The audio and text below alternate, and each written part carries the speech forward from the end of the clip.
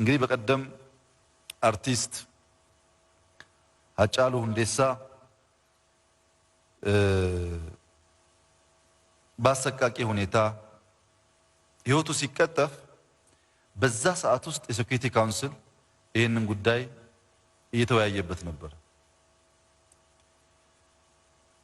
በነገራችን ላይ ሃጫሉ ሞቷል አልሞተም የሚል ክርክሮች አሉ። ሃጫሉ እንዴት ሞቷል ይባላል?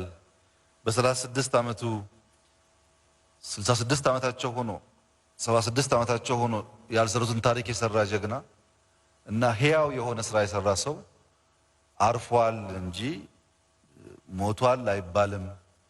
አንድ ዜጋ ለህዝቡ ማድረግ የሚገባውን የጀግንነት ስራ የፈጸመ ሰው ነው የሚል ሐሳብ ያላቸው ሰዎች አሉ። እኔም እስማማለሁ።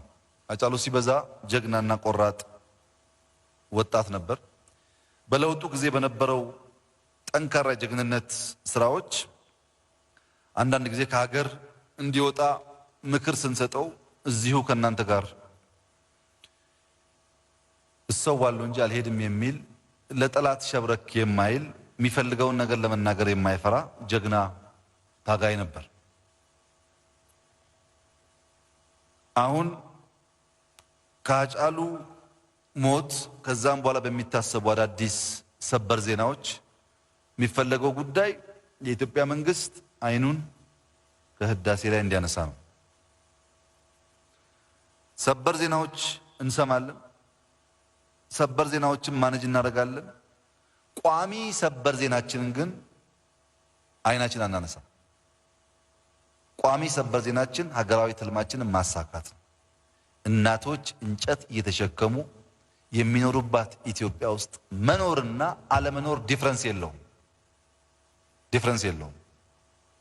ይሄን ማስተካከል ካልቻል የኢትዮጵያን ብልጽግና ማምጣት ካልቻል ከ100 ሚሊዮን በላይ ህዝብ ይዘን በድህነት መኖር ትክክል አይደለም።